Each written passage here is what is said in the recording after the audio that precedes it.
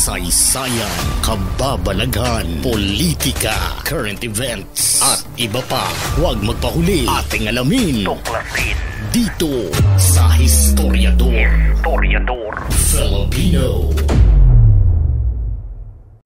March 14, 2005, bandang alas 6:30 ng umaga, isang preso ang inihahanda para isakay patungo sa korte. Siya ay hinihinalaang miyembro ng grupong Abo, ngunit bago pa man siya mapusasan ay nagawa niyang makuha ang baril ng isang jail guard at pinaputukan ang iba pang gwardya. Hudyat para agawin rin ng ilang mga preso ang mga armas at pwenestuhan ang ikalawang palabag ng gusali sa Camp Bagong Diwa na kilala bilang SICA o Special Intensive Care Area. Habang nakatigil sa loob ang mga rebelde, nagkaroon ng matinding standoff na tumagal ng 29 na oras. Nagkaroon ng negosasyon, pero kalaunan ay binigyan sila ni Nooy DILG Secretary Angelo Reyes ng 15 minutong non-extendable deadline para sumuko, at nang hindi sila sumunod ay kaagad na iniutos ang pagsalakay kasama ng Philippine National Police Special Action Force o SAF sa pamumuno ni Benjamin Magalong.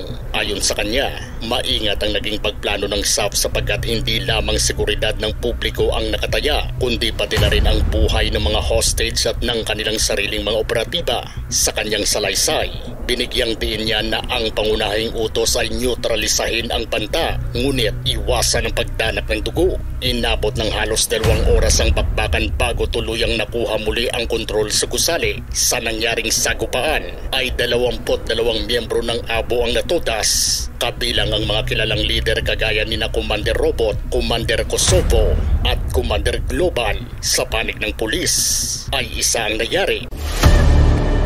Mahilig ka ba sa mga kwento tungkol sa kasaysayan, krimen, politika, buhay ng mga sikat na personalidad at kung ano-ano pa? Halika at samahan niyo akong ihatid ito sa inyo.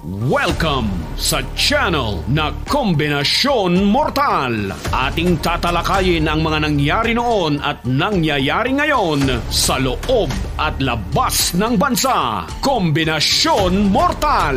Para maging updated sa ating mga uploaded videos ay siguraduhin nakasubscribe ka na sa ating channel at naklik ang bell icon. Maraming salamat sa inyong lahat. Kaagad na bumapel ang CHR o Commission on Human Rights at Philippine Alliance of Human Rights Advocates. Ayon sa kanila, may posibilidad raw na ang nangyaring matinding puwersa ay labis at hindi makatarungan. Posibleng isang pinal na pagtangka para lipulin ang mga tinuturing na kalaban ng Estado kahit pa na nakakulong na ang mga ito.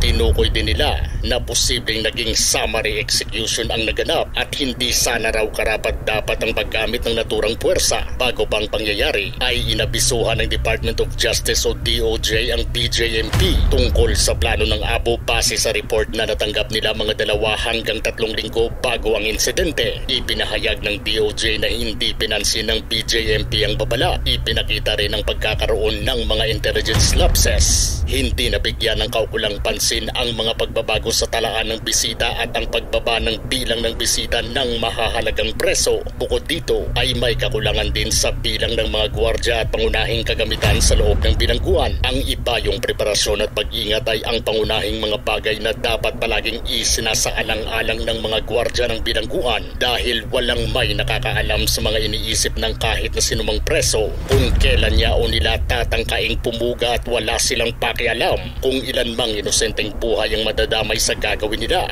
Importante rin ang mga kagamitan sa loob ng bilangguan na siyang makakapagpigil sa tangkang pagpuga ng mga halangang bituka. Kung hindi sa determinasyon at katapangan ng mga rumesponding miyembro ng kapulisan ay siguradong baka lumalapang ginawang pagtangkang pag-iskapo ng mga preso sa bikutan.